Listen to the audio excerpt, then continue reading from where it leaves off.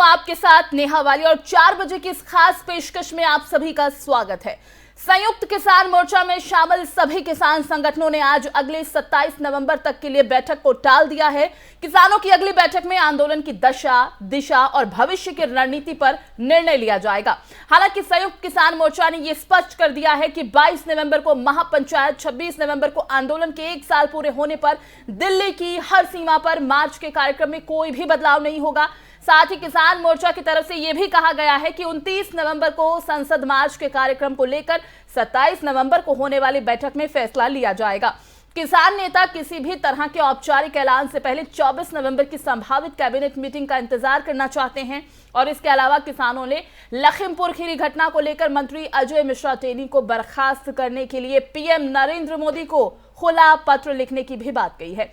माना जा रहा है कि कैबिनेट की इस मीटिंग में कृषि बिल वापस लेने के फैसले को औपचारिक मंजूरी दी जा सकती है और इससे पहले प्रधानमंत्री ने बिल को वापस लेने की बात कहते हुए किसानों से आंदोलन खत्म कर अपने घर लौटने की भी अपील की थी। लेकिन किसान अभी वेट एंड वॉच की नीति पर चलते दिखाई दे रहे हैं।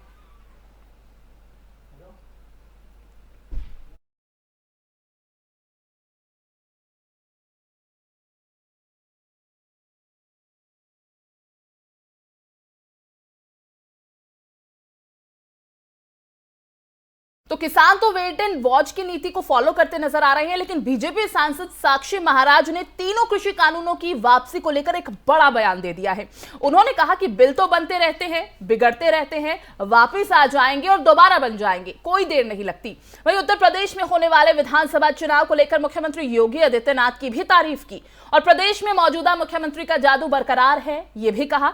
मीडिया से बातचीत करते हुए साक्षी महाराज ने कहा कि इस बिल का चुनाव से कोई भी लेना देना नहीं है। बिल तो बनते रहते हैं, बिगड़ते रहते हैं, वापस आ जाएंगे और दोबारा बन जाएंगे, कोई देर नहीं लगती, ये उन्होंने कहा है। लेकिन कहते कि मैं तो मोदी जी का हृदय से धन्यवाद करूंगा कि उन्होंने बड़े दिल का परिचय दिया, जो उन्होंने बिल और राष्ट्र में से राष्ट्र को चुना। और जिन लोगों के गलत मंसूबे थे, जो मंच से पाकिस्तान और खालिस्तान जिंदाबाद के नारे लगा रहे थे, मुझे लगता है कि उनके ऊपर एक अच्छा प्रहार किया है।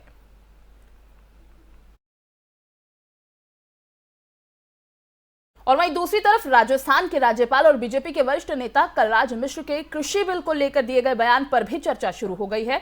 उन्होंने कहा कि कृषि बिल दोबारा आ सकता है। हालांकि कलराज मिश्र ने बिल वापसी के लिए प्रधानमंत्री की सराहना की और उन्होंने कहा है कि अगर जरूरत पड़ी तो दोबारा कानून बन सकता है। इससे पहले उन्नाव से बीजेपी सांसद साक्षी महाराज ने कहा था कि बिल बनते हैं, बिगड़ते हैं और फिर वापस आ जाते हैं। अब आपको सुनाते हैं कि दोनों ने आखिर कहा क्या।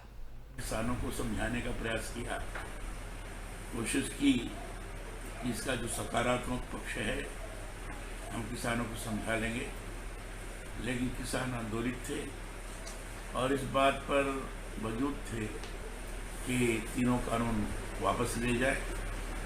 अंत में सरकार को ये लगा कि कानून वापस लेकर फिर दोबारा कानून इस संबंध में घर बनाने की आवश्यकता पड़े किया जाएगा। लेकिन इस समय किसानों संबंधित कानून जो किसान लगातार इसके वापस लेने की मांग कर रहे हैं, वापस ले लेना चाहिए और उन्होंने बड़ी शालीनतापूर्वक उसको वापस लिया है।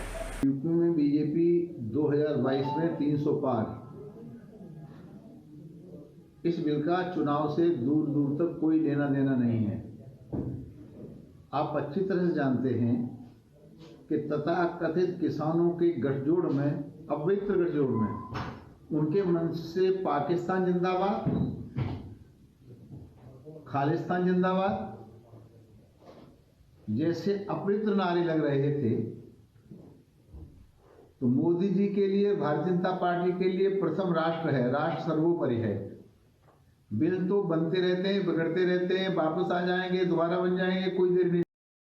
तो किसान अभी भी असंतुष्ट नजर आ रहा है, लेकिन बीजेपी की तरफ से इस तरह के बयान दिए जाना कि कृषि बिल वापस आ सकता है या फिर इसमें बदलाव हो सकता है, नहीं हो सकता, इस तरह की बयानबाजी करना कहीं ना कहीं कह सकते हैं कि किसानों की जो मंशा अभी नजर आ रही है बिल को लेकर, वो सही तो नहीं। तो इसी पर ज्यादा बातचीत के लिए हमारे जो गेस्ट हैं, हमारे मेहमान हमारे साथ इस वक्त किसान नेता चौधरी बीसी प्रधान जी हैं हमारे साथ और बीजेपी से अश्विनी शाही जी हैं। आप दोनों का बहुत बहुत स्वागत है। प्रधान साहब, पहले तो आप ही के पास आना चाहूंगी और सबसे पहला सवाल यही है कि आज जो बैठक हुई है क्या उसमें निकला और अब आगे की क्या रणनीति किसानों की रहने वाली है, आपसे समझने की कोशिश करेंगे। जी बताएं बीसी प्रधान जी, आज की बैठक में क्या अहम फैसले लिए गए हैं? ये है मैडम कि जो भी हमारी जो भाई शहीद हैं उनको शहीद मिले, और जो हमारे जो जी जी जी सुन पा रहे हैं हम। हाँ जी पता नहीं आवाज कट रही थी आपकी। बताएं बताएं। जी मैडम, तो एक हमारा जो एमएसपी है उस पे गारंटी कानून चाहिए। जब तक हमारा जो ये दोनों चीज नहीं मिल जाएंगी, जब तक हमारे जो निर्णय हुआ है उसमें यही चीज है कि हमको ये जब तक नहीं होगा तब तक हम यहाँ से नहीं उठेंगे। ठीक है, अभी जो आपको स्थिति लग रही है तीनों कृषि कानून को लेकर, हम देख पा रहे हैं कि किसान बहुत ज्यादा खुश भी नजर नहीं आ रहे हैं, वेट एंड वॉच की स्थिति में वो है, और उस पर बीजेपी के नेताओं का इस तरह का बयान आना कि कृषि कानून वापस आ सकते हैं या फिर इसमें बदलाव हो सकता है, इस पर अब क्या आप सोच रखते हैं? जी बिल्कुल, ये मैंने भी सुना है कि कुछ बीजेपी के नेता अभी भी अपनी बयानबाजी से बाज नहीं आ रहे हैं। इन्हीं लोगों ने आतंकवादी और दुनिया भर की पता नहीं क्या क्या इन्होंने प्रोपेगेंडा खेला था कि ये वो है, लेकिन मोदी जी इस बात को समझ रहे हैं, लेकिन इनके लोग जो नहीं समझ पा रहे कि ये किसान ही है, और ये किसान जो है अपनी मांगों के लिए अड़ा हुआ है, तो कुछ गलत नहीं कर रहा है, वो हमारा अधिकार है, उसके लिए हम लड़ रहे हैं। तो इन लोगों को ये समझना पड़ेगा। अब प्रधानमंत्री आपसे ऊपर है कि प्रधानमंत्री आपसे नीचे है? जब प्रधानमंत्री जी ने बोल दिया है कि ये बिल्कुल किसान नहीं है, और हम बिल्कुल दिल से कह रहे हैं कि ये किसान है, और कि जो इनसे गलती मानते हैं, लेकिन ये लोग आज कहीं ना कहीं बयानबाजी करके ये अपने आप को दिखा रहे हैं। अभी भी एक मैंने बयान सुना था एक नेता का, तो वो नेताजी ये बोल रहे थे कि अभी ये बिल वापिस आ सकता है। जी हम इसको चुनाव के बाद में, चुनाव हो जाने दीजिए, उसके बाद हम देखते हैं ये बिल वापस आ सकता है। ठीक है आप समझ सकते हैं कि क्या इन बयानबाजी हो रही है। ठीक है, अश्विनी जी से हम जवाब ले लेते हैं। अश्विनी जी, किसान तो हैं कि भरोसा जताए हुए हैं प्रधानमंत्री नरेंद्र मोदी पर, लेकिन बीजेपी की तरफ से इस तरह की बयानबाजी कि कृषि कानून वापस आ सकता है, इस पर बताएं जरा, कैसे सहमति बनाए किसान? क्योंकि एक तो ये आपका सवाल ही मुझे नहीं लगा नेहा जी की ये सवाल जो है लाजमी है, सर सवाल सुनिए, सवाल मेरा नहीं है सर, किसान भाई हैं जो, उनका सवाल है, सिर्फ मैंने पूछा है आपसे। सवाल आप सुन लीजिए। जी बताएं। सवाल ये है आपका कि किसान संतुष्ट हैं, और अभी बीजेपी नेता जो है गलत बयान दे रहे हैं। अरे किसने कहा कि किसान संतुष्ट नहीं है, और किसने कहा कि बीजेपी नेता? कौन बीजेपी नेता बयान दे दिया? माननीय प्रधानमंत्री के ऊपर जो है कौन है बीजेपी का नेता, जरा आप बता दीजिए। सर उन्होंने जब हम प्लीज आपसे रिक्वेस्ट करेंगे, एक बार हम दोबारा सुनाते हैं आपको, आप सुनिए, उसके बाद अपनी बात रखें। मैं जरूर आपको सुनाना चाहूंगी। अखिलेश यादव के अलावा मैंने नहीं सुना किसी का बयान। सुनिए प्लीज, एक बार आप सुनाएं जरा क्या बयान है, एक बार आप सुनिएगा जरा। किसानों को समझाने का सुनना क्या है कि कोशिश की, इसका जो सकारात्मक पक्ष है हम किसानों को समझा लेंगे, लेकिन किसान आंदोलित थे और इस बात पर मौजूद थे कि तीनों कानून वापस ले जाए।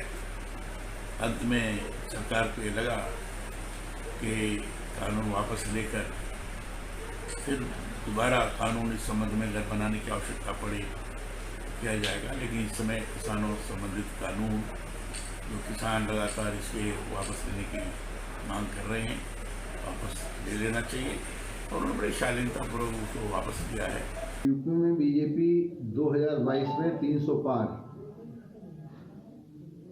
इस बिल का चुनाव से दूर दूर तक कोई लेना देना नहीं है।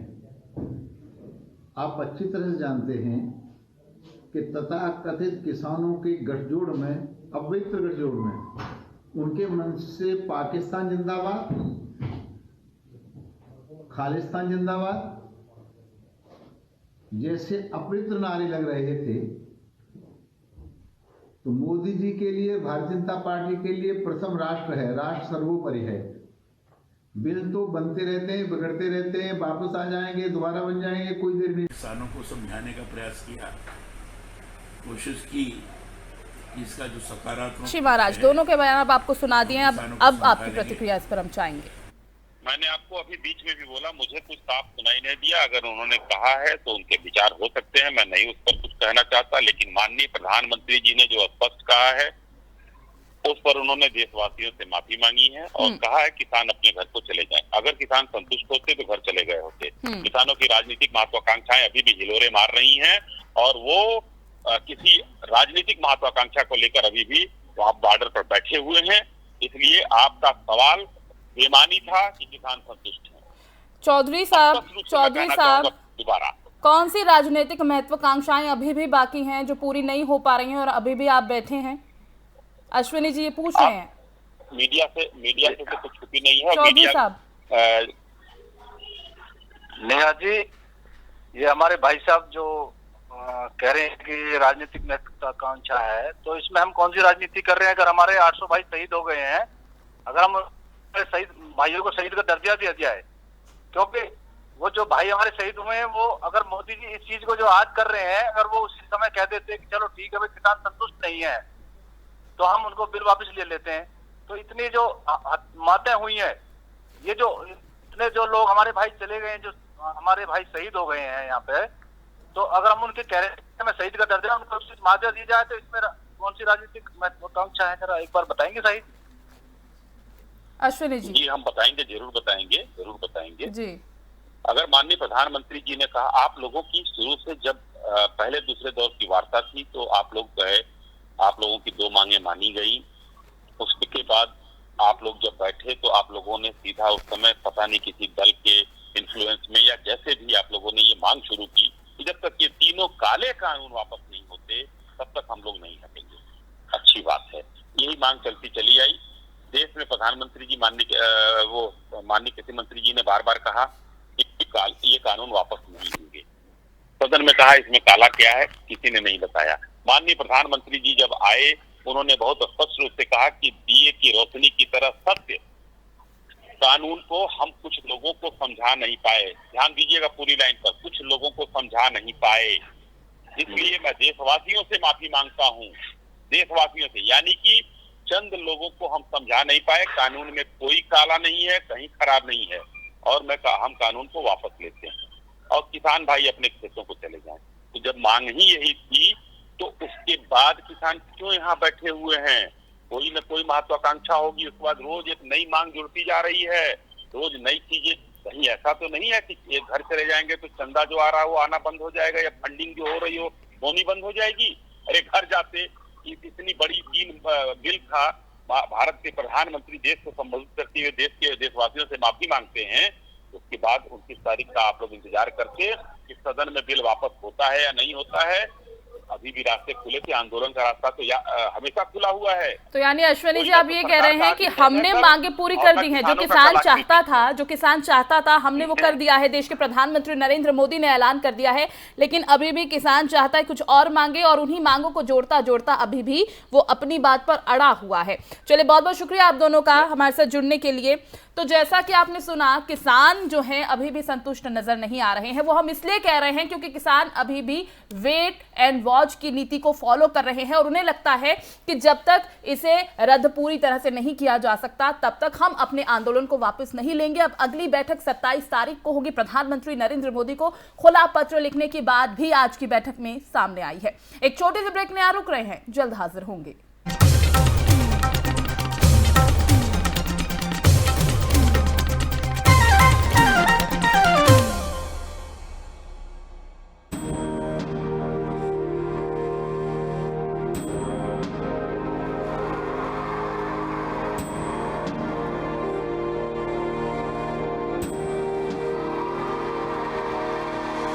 बच्चा बच्चा देशभक्ति पढ़ेगा, अब बच्चा बच्चा देशभक्त बनेगा।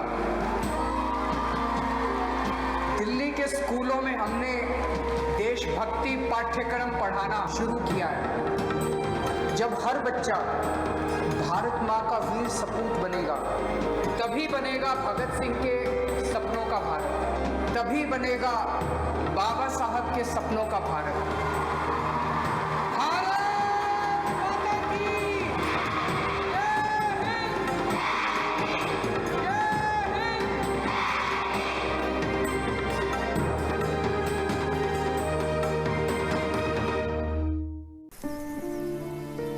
हम सभी जानते हैं कि दिल्ली और उसके आसपास के इलाकों में हर साल अक्टूबर नवंबर के महीनों में पराली के धुएं से प्रदूषण बढ़ जाता है। सर्दियों में पंजाब, हरियाणा और उत्तर प्रदेश में पराली के जलने वाले धुएं से दिल्ली के करोड़ों लोगों को सांस लेने में तकलीफ होती है। हमारे किसान भाइयों को मजबूरी में अपनी पराली जलानी पड़ती है, क्योंकि उनके पास कोई और दूसरा रास्ता ही नहीं होता। अब दिल्ली सरकार ने पराली से होने वाले प्रदूषण को खत्म करने के लिए एक ठोस कदम उठाया है। दिल्ली सरकार ने भारतीय कृषि अनुसंधान संस्थान पूसा द्वारा विकसित बायो डीकंपोजर तकनीक को दिल्ली में लागू कर दिया है। पूसा इंस्टीट्यूट के बायो डीकंपोजर तकनीक से पराली को गलाकर वहीं खाद में बदला जा सकता है। दिल्ली सरकार ने इस तकनीक को लागू कर दिया है और इसका सारा खर्च दिल्ली सरकार उठा रही है। और जब खेत में ही उस पराली का खाद बन जाएगा तो वो जमीन की उर्वरता भी बढ़ाएगा, मतलब किसानों की अगली फसल भी बढ़िया होगी। यही तो हमारे किसानों को चाहिए। और सबसे बड़ी बात, जब पराली नहीं जलेगी तो प्रदूषण भी नहीं होगा। इसमें सबका फायदा है। पहले हमें अपनी पराली जलानी पड़ती थी, लेकिन इस बार हमें ऐसा नहीं करना पड़ा। दिल्ली सरकार ने पराली को खाद में बदलने के लिए हमारे खेतों में ये छिड़काव करवाया है। ये बहुत ही आसान था और हमें तो बहुत फ़ायदा हुआ। ये पूरा काम दिल्ली सरकार ने खुद कराया है, हमें तो एक पैसा नहीं देना पड़ा और हमारी पराली यही खेत में ही खाद बन गई है और प्रदूषण भी नहीं हुआ।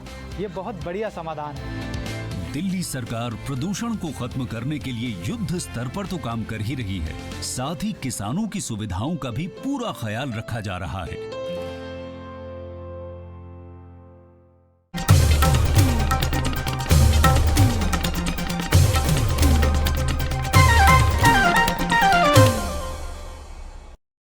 ब्रेक के बाद आप सभी का स्वागत है। राजस्थान में अब कुछ ही देर में नई कैबिनेट शपथ लेगी और नई कैबिनेट को लेकर एक और मुख्यमंत्री अशोक गहलोत और सचिन पायलट खुश हैं, तो दूसरी तरफ कांग्रेस के कुछ विधायक नाराज बताए जा रहे हैं। लेकिन इसी बीच आपको बताते हैं कि राजस्थान मंत्रिमंडल में आज कौन कौन नए चेहरे शामिल होने जा रहे हैं। शपथ ग्रहण समारोह में कुल 15 नेता मंत्रिमंडल में शामिल हो रहे हैं।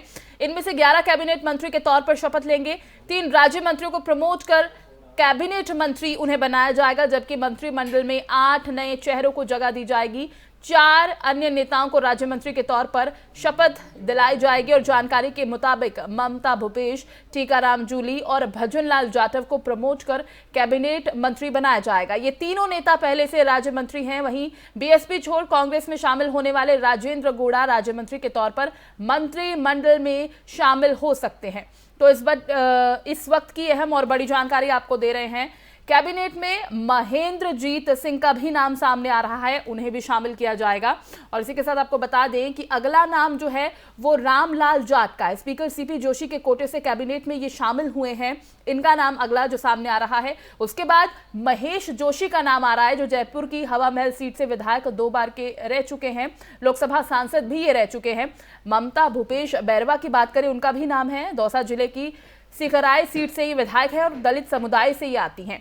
भजन लाल जाटव जो भरतपुर की वैर सीट से विधायक है, पहले गृह रक्षा राज्य मंत्री थी, अब प्रमोट होकर कैबिनेट में इन्हें हिस्सा दिया जा रहा है, जगह दी जा रही है। टीकाराम जूली का भी नाम इसमें सामने है, अभी श्रम राज्य मंत्री थे, प्रमोट करके कैबिनेट मंत्री बनाया जा रहा है। गोविंद मेघवाल दलित कोटे से मंत्री बनाए गए हैं और राजस्थान कांग्रेस कमेटी के उपाध्यक्ष रह चुके हैं।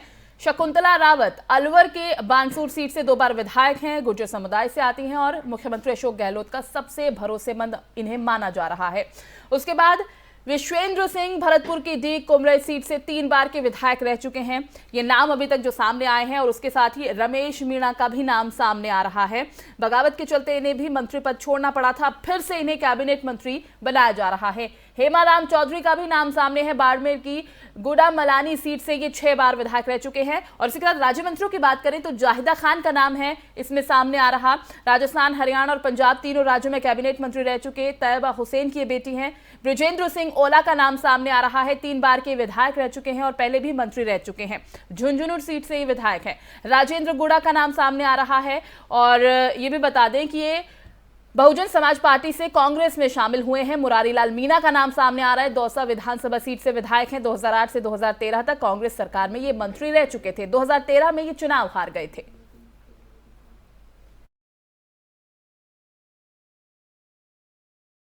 और वहीं मुंबई में एक भव्य समारोह में आईएनएस विशाखापट्टनम को नौसेना के बेड़े में शामिल किया। आईएनएस विशाखापट्टनम के नौसेना बेड़े में शामिल किए जाने के दौरान रक्षा मंत्री राजनाथ सिंह मौजूद रहे। इस मौके पर उन्होंने कहा कि आईएनएस विशाखापट्टनम के भारतीय नौसेना में शामिल होने से नौसेना की जो ताकत है और भी ज्यादा बढ़ गई है। इस मौके पर रक्षा मंत्री राजनाथ सिंह ने सभी देशवासियों को बधाई देते हुए कहा कि मुझे विश्वास है कि आईएनएस विशाखापट्टनम अपने नाम को सार्थक करते हुए हमारी समुद्री सुरक्षा को और ज्यादा मजबूत करेगा। कहा कि ये पूरी तरह स्वदेशी है, इसलिए इसमें किसी को कोई संदेह नहीं रह जाता। आने वाले समय में हम सिर्फ अपनी ही नहीं बल्कि पूरी दुनिया की समुद्री जरूरतों को पूरा करेंगे। इसे हिंद प्रशांत क्षेत्र में भारत की ताकत बढ़ेगी। और इसी के साथ आपको बता दें, इसमें सतह से सतह पर मार करने वाली MRSAM मिसाइल और सतह से हवा में मार करने वाली ब्रह्मोस मिसाइल जैसे अत्याधुनिक हथियार है। ये 75% स्वदेशी हथियार से लैस है। इसकी स्पीड 30 नॉटिकल माइल्स की है। ये घातक हथियारों और सेंसर से लैस है। अब इसके क्या क्या खासियत हैं वो भी आपको बता देते हैं। इसे भारत में तैयार सबसे शक्तिशाली युद्धपोतों में से एक माना जा सकता है। विशाखापट्टनम को नौसेना डिजाइन निदेशालय ने डिजाइन किया है। मजगांव डॉकयार्ड लिमिटेड मुंबई ने इसे बनाया है। ये नौसेना के प्रोजेक्ट P-15B का हिस्सा है। इस क्लास के 3 और युद्धपोत 35,000 करोड़ की लागत से बनाए गए हैं। ये आधुनिक निगरानी रडार से सुसज्जित है जो जहाज के तोपखाने हथियार प्रणालियों को लक्ष्य डेटा प्रदान करता है। जहाज की पनडुब्बी रोधी युद्ध क्षमताएं स्वदेशी रूप से विकसित रॉकेट लॉन्चर, टॉर्पेडो लॉन्चर और ASW हेलीकॉप्टरों द्वारा प्रदान की जाती है। युद्धपोत परमाणु, जैविक और रासायनिक युद्ध स्थितियों के तहत लड़ने के लिए लैस है।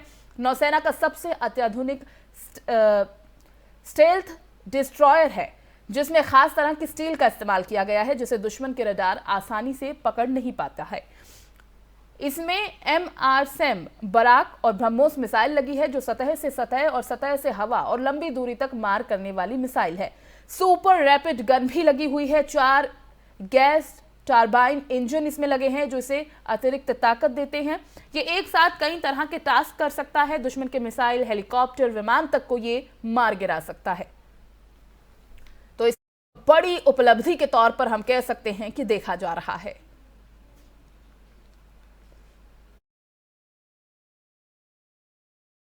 बढ़ते आगे, उत्तर प्रदेश के मुख्यमंत्री योगी आदित्यनाथ ने कहा है कि वो प्रधानमंत्री नरेंद्र मोदी के साथ एक नया भारत बनाने के पथ पर आगे बढ़ चुके हैं।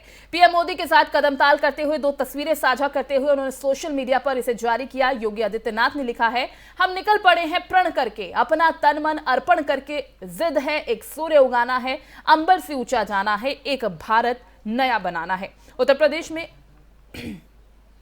आगामी विधानसभा चुनावों से पहले प्रधानमंत्री नरेंद्र मोदी 3 दिवसीय राज्य के दौरे पर हैं। रविवार को वो लखनऊ में हैं, माना जा रहा है। इसी दौरान दोनों नेताओं के बीच बातचीत हुई और उसी दौरान दोनों नेताओं ने साथ कदम ताल करते हुए तस्वीरें खिंचवाई हैं। बाद में मुख्यमंत्री ने उसे सोशल मीडिया पर साझा किया है।